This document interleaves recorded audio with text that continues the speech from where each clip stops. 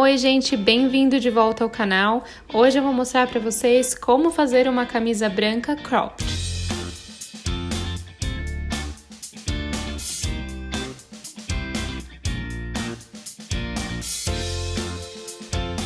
Você vai precisar de uma camisa branca, uma tesoura, uma fita adesiva e uma fita métrica. Primeira coisa a fazer é escolher o comprimento que você quer cortar a sua camisa.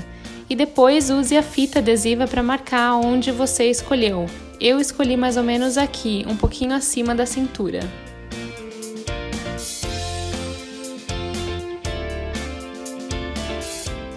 Depois disso, coloque a camisa em uma superfície plana. Feche todos os botões e deixe ela bem retinha.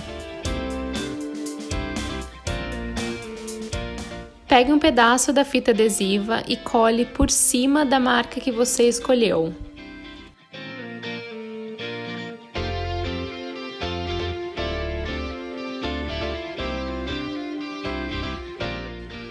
Depois pegue a fita métrica para medir se a altura ficou certa dos dois lados.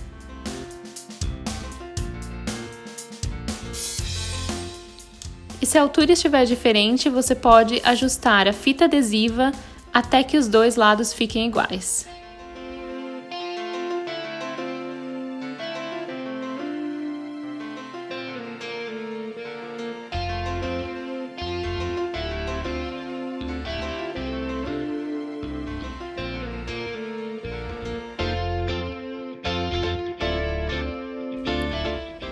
Agora, com cuidado, corte a camisa acompanhando a marcação.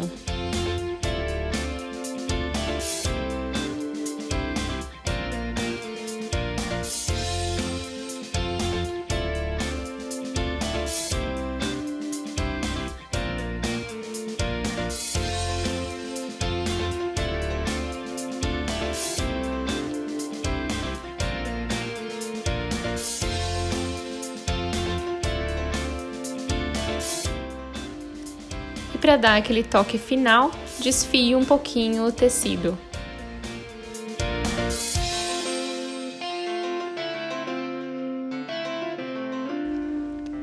E se vocês gostaram, deixe seu like, comentem aqui embaixo e se inscrevam no canal para não perder nenhum conteúdo. Um beijo!